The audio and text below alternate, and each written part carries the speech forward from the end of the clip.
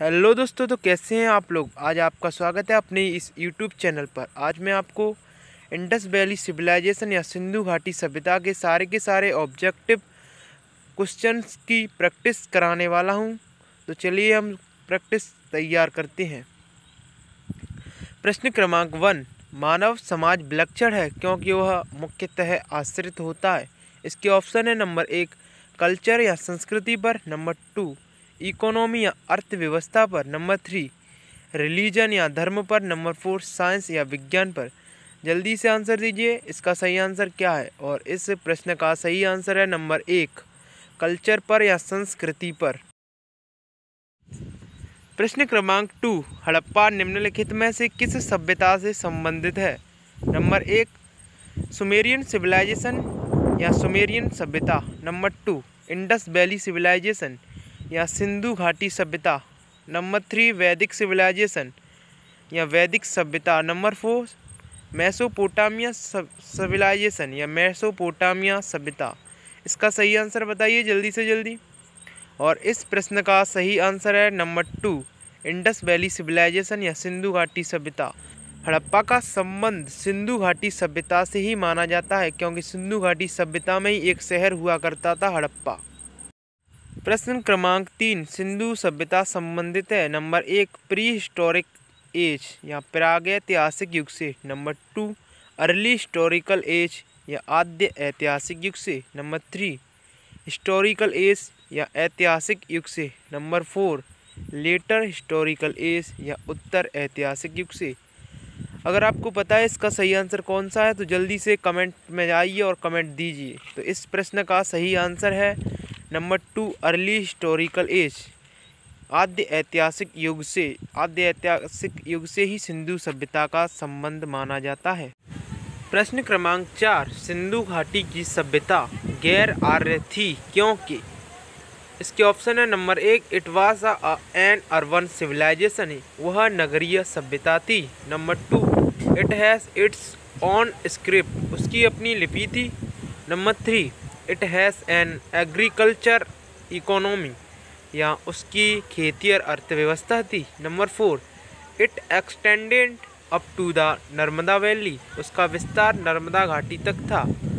इसका सही आंसर बताइए जल्दी से जल्दी। सिंधु घाटी की सभ्यता गैर आर्य थी क्योंकि वह नगरीय सभ्यता थी। इसका सही आंसर है number 1 it was an urban civilisation, वह नगरीय सभ्यता थी। हमारे इस चैनल को सब्सक्राइब और शेयर और लाइक करें।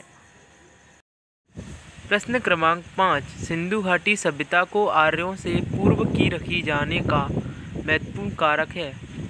यानी सिंधु घाटी सभ्यता को आर्यों यानी वैदिक सभ्यता से पूर्व की सभ्यता रखी जाने का महत्वपूर्ण कारक क्या है।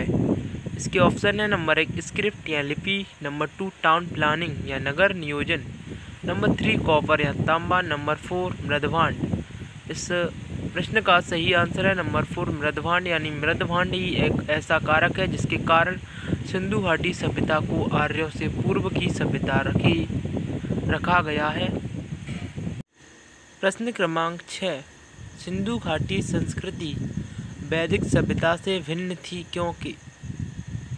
Number 1 it had the amenities of a developed city life, इसके पास विकसित शहरी जीवन की सुविधाएं थीं, number 2 it has pictographic script, इसके पास चित्रलेखीय लिपि थी, number 3 it had a lack of knowledge of iron and defensive arrow, इसके पास लोहे और रक्षा शस्त्रों के ज्ञान का अभाव था, या नंबर 4 उपरोक्त सभी या ऑल ऑफ द एबव। इस प्रश्न का सही आंसर है number 4 all of the above या उपरोक्त सभी। इन सभी कारणों के कारण ही सिंधु घाटी संस्कृति वैदिक सभ्यता से भिन्न थी। प्रश्न क्रमांक 7। हड़प्पा संस्कृति की जानकारी का प्रमुख स्रोत है। नंबर 1 रॉक एडिक्ट्स या शिलालेख, number 2 writing in terracotta seals, पक्की मिट्टी के मोहरों पर अंकित लेख, नंबर 3 आर्कालॉजिकल एक्सपेंशंस या पुरातात्विक खुदाई, number 4 all of the above या उपरोक्त सभी। यानी हड़प्पा संस्कृति की जानकारी हमें किस चीज़ से मिली है, इसके प्रमुख स्रोत हैं इनमें से दिए हैं। आपको इनमें से जल्दी से किसी एक ऑप्शन पर टिक करना, जल्दी से जल्दी बताइए। तो इसका सही आंसर है नंबर 3 पुरातात्विक खुदाई या आर्कियोलॉजिकल एक्सकावेशंस, क्योंकि रॉक एडिट शिलालेख तो भारत के सर्व प्राचीन यानी सबसे प्राचीन शिलालेख किसके हैं? अशोक के ही हैं, तो ये तो पॉसिबल ही नहीं है। और नंबर 2 पर आता है पक्की मिट्टी के मोहरों पर अंकित लेख। अगर लेख मिट्टी की मोहरों पर अंकित लेख लिखा भी होगा तो उसे पढ़ा भी नहीं जा सकता, इसलिए इससे पता भी नहीं चलेगा कि वह कौन सी सभ्यता है। इसलिए इसका सही आंसर होगा 3 पुरातात्विक खुदाई आर्कियोलॉजिकल एक्सपेंशन। प्रश्न क्रमांक 8, सिंधु घाटी के निवासियों की सभ्यता को जानने का मूल स्रोत है वहाँ पाई गई। ऑप्शन है सील्स या मोहरें। नंबर 2 पे आता है यूटेंसिल्स, ज्वेलरी, वेपन्स, टूल्स, बर्तन, जेवर, हथियार तथा औजार। नंबर 3 टेम्पल या मंदिर। नंबर 4 स्क्रिप्ट या लिपि। यानी सिंधु घाटी के निवासियों को हम किन स्रोतों के द्वारा जान सकते हैं? तो इसका सही आंसर है नंबर 2 बर्तन, जेवर, हथियार तथा औजार। बर्तन, जेवर, हथियार तथा औजार के माध्यम से ही हमें वहाँ के निवासियों की सभ्यता के बारे में मालूम होता है। प्रश्न क्रमांक 9, भारत में चांदी के उपलब्धता के प्राचीनतम साक्ष्य मिलते हैं।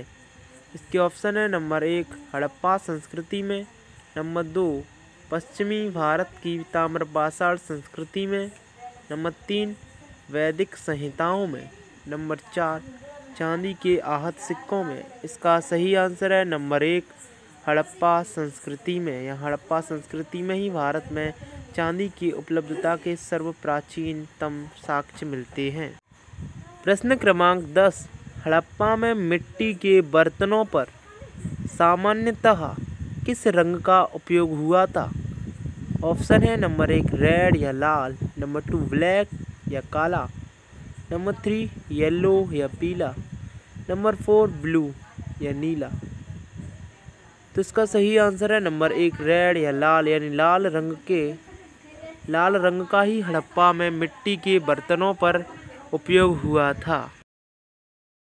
ऐसी ही वीडियो पाने के लिए हमारे इस चैनल को सब्सक्राइब करें और हम प्रतिदिन हर एक टॉपिक के ऑब्जेक्टिव क्वेश्चनों की प्रैक्टिस कराएंगे, इसलिए आपको और नोटिफिकेशन का बेल आइकन को भी ऑन कर देना, जिससे आपको नोटिफिकेशन मिलता रहे कि हमने वीडियो अपलोड कर दी है। आशा करता हूँ आपको हमारी वीडियो अच्छी लगी होगी।